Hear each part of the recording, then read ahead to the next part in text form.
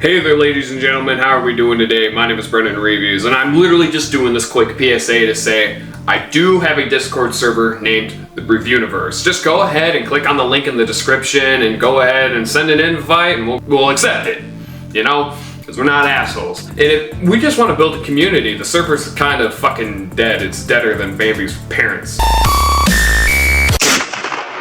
Go ahead, send an invite in, become part of the community. I do go ahead and I respond to people quite a bit in there. I post a lot of what's going on with thumbnails and what's the next video I'm working on. Scariest media request section. There's a whole freaking, there's memes, best moments from any of the episodes or any video on my channel in general. You guys can collaborate with the other people that I am good friends with, like Modern Music, Nunica TV, Channel 9 Productions, PC Basics. They're all part of that server too, and we're all very active, and be prepared to see some memes, but that's about it. Thank you guys for my PSA. If you guys want to go ahead and join the server, I can think of a few of you that I would love to see in there. Just go ahead and send an invite. That's it. Enjoy whatever this fucking video is right here. I don't know what video it is, because this is just going to be like a template to put at the front of every other video I do. Oh, fuck.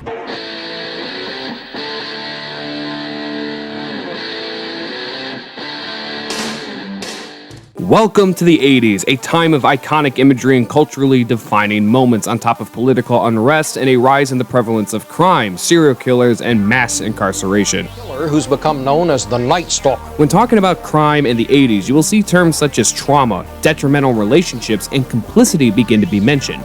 Many of these songs during this decade are about these very topics.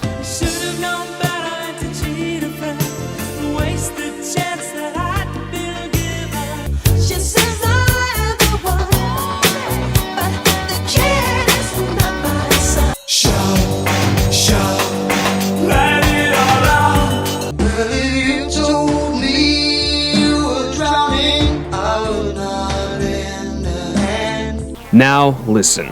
We have all experienced different traumas in our life. Truthfully, trauma can hold us down like no other, whether it be a moment in life where you struggled, the loss of a loved one, or in this case, the loss of a relationship. We will see how often that trauma is the largest thing holding people back from ever truly moving on in life. In order to embrace the new, you must let go of your past and give yourself the will to live. This then brings me how, in many ways, trauma and living with trauma is a sacrifice of free will. This loss of free will is often something no one is able to think about, especially when someone has given themselves to their traumatic experience. If one experiences heartbreak after the loss of a loved one or the end of a relationship, people just tend to focus on their heartbreak and believe that these people are owners of a broken heart. However, they are in fact owners of a lonely heart, as in they've chosen to cut off their heart, their feelings, their own thoughts from everyone, leading to a life of numbness and conformity.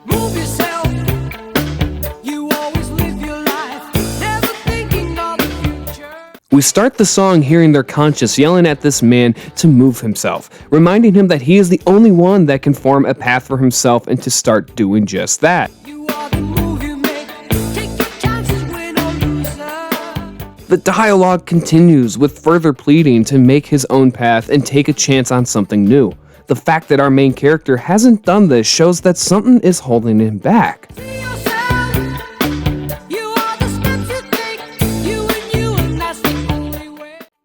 He's being told to look at himself, be self-aware, and realize the only thing keeping him from making his own choices and gaining his free will is himself.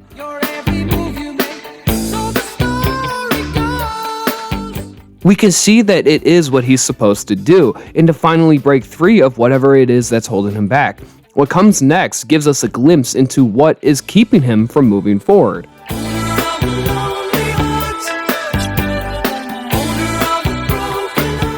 Our character has been broken by something, but rather than succumbing to the sadness and the heartbreak, he chooses a path of complacency where he is alone from everyone and is only with his own mind. This might be why we hear his conscience literally screaming to him as if it was another person. You know how when you're alone, numb, and away from everything that you finally start to think, your inner thoughts take over?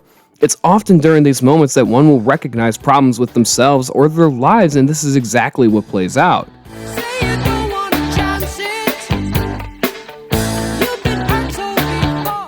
He has been hurt before, meaning that he's closed off his heart, leading to a life of loneliness and unjust simplicity. He refuses to take a chance on something new or a new path due to his heartbreak, showing that his will is non-existent.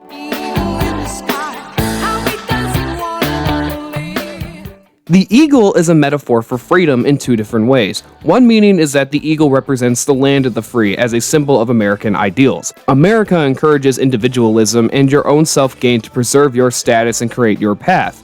The other meaning is that the eagle represents the free bird, the one that is never guided by anything else in their way other than what's in front of them. In other words, what comes next, the future. The eagle is the exact opposite of our main character because the eagle embraces what comes next and always treading forward, while our main character blindly goes where he is told, even if it's not where he should be. This is all because he is unwilling to commit to taking these steps due to a past lover that has taken everything from him.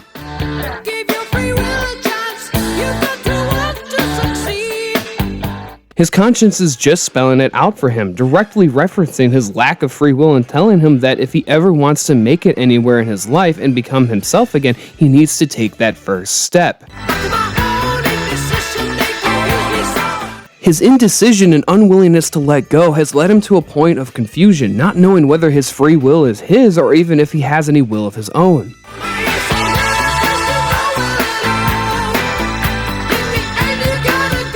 Very similar to other songs, he has been plagued by a past relationship where he gave himself up for this person, losing his own identity, but as the song says,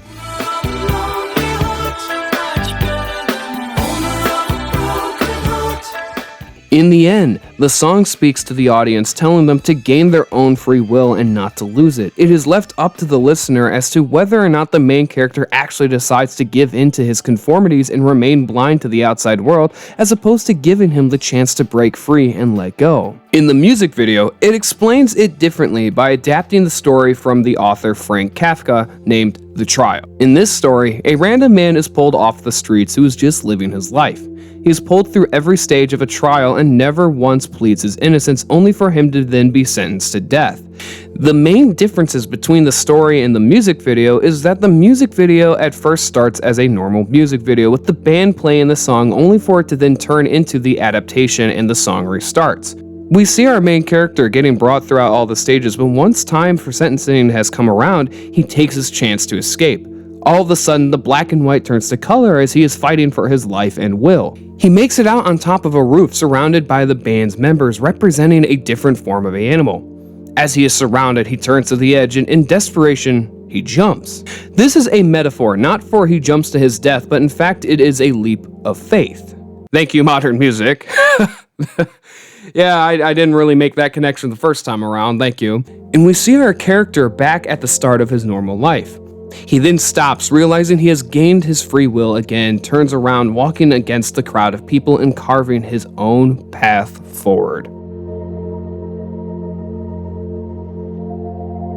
As we can see, Owner of a Lonely Heart isn't just a classic 80s song, but also is a song about the loss of a man's will to make his own path. The character represents those who have given themselves and their identity to someone else or some other relationship. This all falls through when we see our character take a chance, take a literal leap of faith, and fight for their free will. That is the dark meaning of Owner of a Lonely Heart, the loss of free will and the journey to gain it back.